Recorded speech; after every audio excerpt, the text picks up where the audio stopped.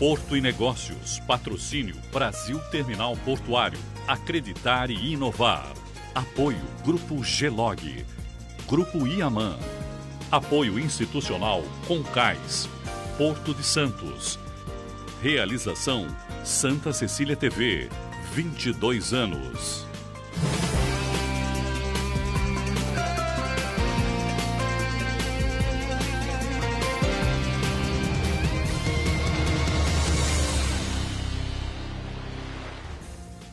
Olá, está no ar Porto e Negócios, o nosso espaço semanal para que possamos debater assuntos importantes em relação aos portos internacionais, portos do Brasil e principalmente em relação ao Porto de Santos. Essa semana vamos tratar em relação ao maior acidente da navegação mundial, o Titanic. E para isso, evidentemente, traremos a você maior conhecimento em relação a esse acidente. Acompanhe o vídeo. Ao falarmos em acidentes marítimos, o que vem à mente é o mais famoso deles, o do RMS Titanic. Conhecida como a maior embarcação de sua época, foi declarada inafundável por seus criadores, mas o navio não conseguiu sequer completar sua viagem inaugural do Reino Unido a Nova York, afundando na noite de 15 de abril de 1912, quando colidiu com um iceberg no Atlântico Norte. Muitos erros levaram à cadeia de acontecimentos que afundou o navio, e todos eles levam à arrogância e falhas de gestão. O naufrágio custou a vida de 1.517 pessoas. Após a tragédia, novos regulamentos foram adotados, como a quantidade mínima de botes salva-vidas, a comunicação entre embarcações e outras medidas que persistem até hoje. A mais importante delas foi a assinatura da Convenção Internacional para a Salvaguarda na Vida Humana no Mar, na qual várias nações estabeleceram protocolos unificados de segurança e resposta a acidentes. E para tratar deste tema, eu recebo essa semana Pedro Ribeiro, consultor em liderança e escritor do livro Lições sobre o Titanic. Pedro, obrigado pela tua presença, é um prazer enorme ter você aqui no nosso programa, levando conhecimento principalmente para essa nossa audiência tão qualificada. Márcio, eu que agradeço, é um prazer estar aqui no programa Porto e Negócios. Para debater juntamente com o Pedro, nós vamos trazer uma pauta extremamente caprichada para você, trazendo tudo aquilo que ocorreu no incidente em relação ao Titanic e as lições que, evidentemente, nós temos sobre esse tema. Pedro, para eu começar o debate com você, eu preciso te questionar. Por que escrever um livro sobre o Titanic com uma relação direta à liderança? Todo o meu trabalho de consultoria, treinamento e desenvolvimento de líderes é voltado a percepções, atitudes e comportamentos com relação a riscos. E o caso do Titanic começou a me fascinar de 2006, 2007, quando eu comecei a entrar mais em detalhes sobre casos, não somente de empresas com que eu trabalhava, estava fazendo trabalhos para essas empresas, trabalhos de treinamento e desenvolvimento, como também durante o período, eu participei de 2007 a 2012, de encontros anuais na NASA, na Agência Espacial Norte-Americana, e tratando sobre esse tema. São reuniões sobre utilização de lições aprendidas. E eu fui desenvolvendo cada vez mais esse interesse e fascinante, porque o caso do Titanic, do naufrágio do Titanic, ele continha todos os elementos importantes sobre o tema que eu vinha estudando cada vez mais, a questão do papel da liderança, de saber escutar a organização em todos os níveis, de maneira a identificar crises emergentes a tempo, para evitar que a alta administração e até o conselho sejam o último a saber, sobre uma crise emergente na organização. Crise é uma questão rotineira dentro do nosso país, né? Habitualmente, sim, o brasileiro ele se habituou, ele se acostumou a conviver com a crise. Quais são as lições que a gente pode tirar absolutamente disso tudo, para que a gente tente, de alguma forma, criar uma aderência com a realidade do nosso telespectador?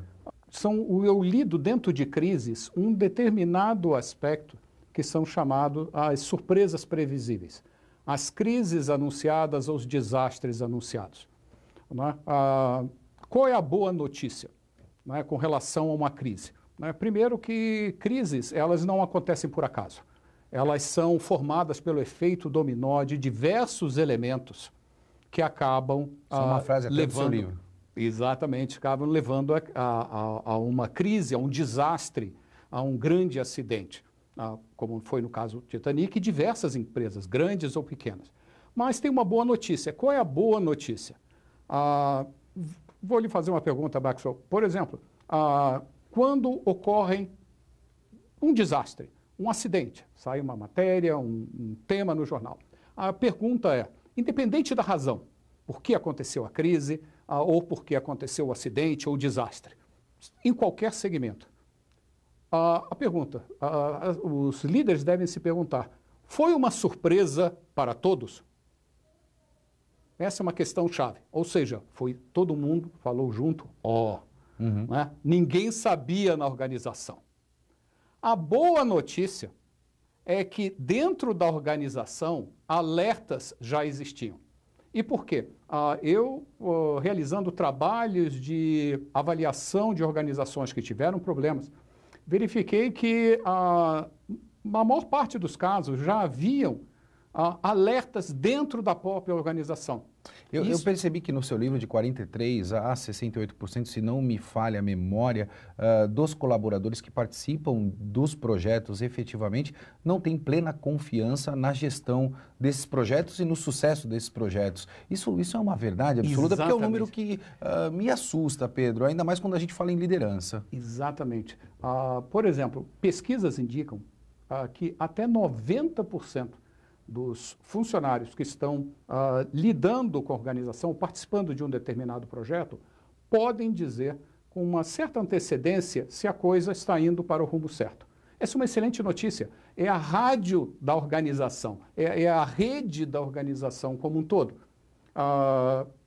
Essa é uma excelente notícia. Todas as organizações têm uma rede interna muito boa. Mas como é que a gente consegue gerir isso? Porque você tem uma interferência externa também, né? Você tem crises internas, mas você tem uma interferência externa bastante grande dentro desse processo. Exatamente, mas quando que acontece com uma organização, vamos pegar um exemplo, esse que eu estava mencionando, pesquisas indicam que até 90% podem perceber com uma certa antecedência. Só que esse que é o grande ponto. Até 70% dos funcionários dizem que tentam falar com a alta administração ou alertar as chefias e não são escutados. Isso é um ponto relevante e eu me pego dentro desse processo, porque até para trazer para o telespectador, quando a gente fala nessa questão da comunicação, eu acho que a comunicação é uma arte, a pauta dessa entrevista hoje, o conhecimento pelo Pedro, foi a facilidade de acesso. Esse é um caminho para o grande líder? Sim, escutar. Por quê?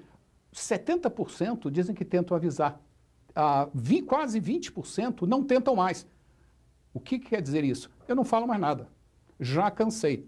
E principalmente em situação de crise hoje, de dificuldade financeira nas empresas, as pessoas não estão falando mais. Por quê? Ficam com medo de desagradar o chefe. Trocando em miúdos, qual é o papel do líder? Escutar portas abertas, muitas vezes, eu tenho política de portas abertas, acabam não funcionando. Mas nós estamos ainda em 2019 num processo de gestão hierárquico vertical ainda? Isso está verticalizado? Será que a gente não aprendeu ainda que o processo horizontal é o melhor processo? Sim. O grande detalhe é que, apesar de diversas organizações quebraram, inclusive, as barreiras, tiraram as pessoas da sala e colocam tirando as baias e assim por diante. Mas o que acontece? Devido à chamada segurança psicológica, porque cada vez que um funcionário vai falar alguma coisa com um determinado superior, por exemplo, ele está defendendo um determinado projeto e o indivíduo fala, eu acho que isso não vai dar certo. Ele está correndo um chamado risco interpessoal.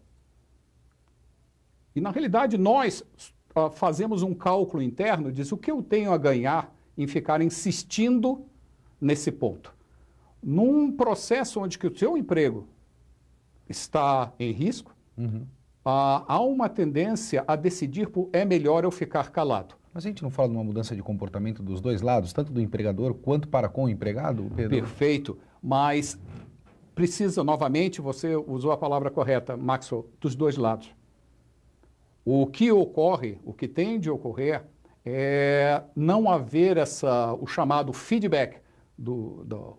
O líder passa o feedback ao funcionário, mas o feedback, e tem estudos embasando isso, acaba não passando não somente o feedback sobre como ele gerencia, mas sobre alertas na organização. Trazendo isso para a realidade do teu livro, a gente pode dizer que desde o acidente ocorrido com o Titanic até hoje, em 2019, os líderes ainda não aprenderam a ouvir? Essa é a minha primeira pergunta. Perfeito. E se tivessem ouvido, será que aquele acidente teria sido evitado, Pedro? Perfeito.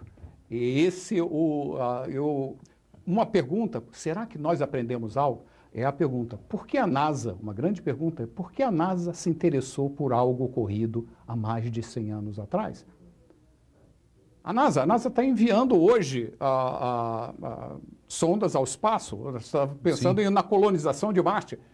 E por que hoje eu fiquei bastante honrado com isso, o meu artigo está inserido, eu tenho uma página, fui informado, ganhei uma página de autor na Agência Espacial, e faz parte do Titanic, do site de treinamento da Agência Espacial Norte-Americana. Queria fazer um recorte para você, porque o telespectador agora em casa, lá, ele está se perguntando o seguinte, Maxwell, acho que você tem que perguntar para o Pedro duas lições efetivas que talvez o Pedro possa trazer para o nosso telespectador de aprendizado em relação àquele acidente do Titanic, Pedro. Será que você conseguiria trazer duas lições para nós? Falar assim, olha, esses são dois grandes aprendizados?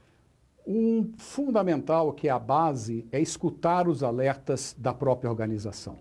Aprender a escutar. E quando eu falo escutar, não é somente na liderança próxima, mas em todos os níveis. Por quê?